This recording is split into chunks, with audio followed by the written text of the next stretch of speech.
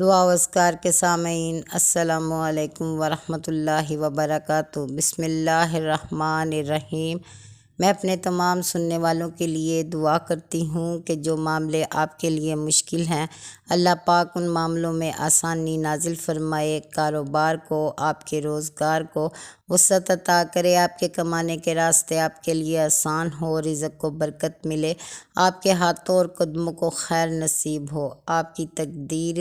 رحمت کے قلم سے کرم کے کاغذ پر تحریر ہو جائے، آمین ثم آمین۔ کاروبار کو بہت وسعت دینا چاہتے ہیں، روزگار میں بہت برکت چاہیے تو بہت مجرب وظیفہ حاضر خدمت ہے، اسے بہت یقین سے کیجیے گا کہ یہ اللہ پاک کے وہ الفاظ ہیں جو قرآن پاک میں درج کیے گئے ہیں، اس قدر بابرکت ہے، اگر آپ کے نصیب میں شامل ہو جائے، اسے پڑھنے کی آپ کو توفیق مل جائے تو بے شک اللہ کا کرم ضرور ہوگا۔ تو آپ نے بہت یقین کے ساتھ اس وظیفے کی نیت کرنی ہے، سب سے پہلے صدقہ دینا ہے اور اس کے بعد وضو کرنے کے بعد 11 بار درود ابراہیمی پڑھ لینا ہے۔ پھر آپ نے اللہ سے دعا مانگنی ہے، اے اللہ،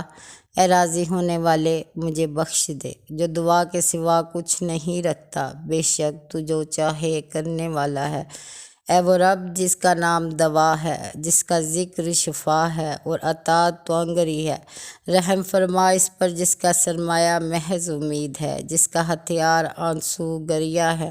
اے نعمتیں پوری کرنے والے، اے سختیاں دور کرنے والے، اے تاریکیوں میں ڈرنے والوں کے لیے نور۔ تو پھر آپ نے اللہ کی یہ تو حمد و ثنا، اس کی صفات، اس کی طاقت کا بیان ہے، آپ نے اپنا جو ذکر کرنا ہے اسے ایک تسبیح پڑھ لینا ہے۔ تو انشاءاللہ جیسے جیسے آپ روزانہ اس پر عمل کرتے رہیں گے، آپ خود دیکھیں گے جیسے کسی طاقت نے آپ کا ہاتھ پکڑا ہے اور آپ کو آپ کی منزل تک پہنچا دیا ہے، آپ کے راستے آسان ہو گئے ہیں، آپ کی مدد کر دی گئی ہے، اللہ اس قدر خیر نصیب فرمائے گا انشاءاللہ۔ تو وہ ذکر کیا ہے؟ ان اللہ هو الرزاق ذو القوۃ المتین، ماشاء اللہ لا قوت الا باللہ۔ ٹھیک ہے،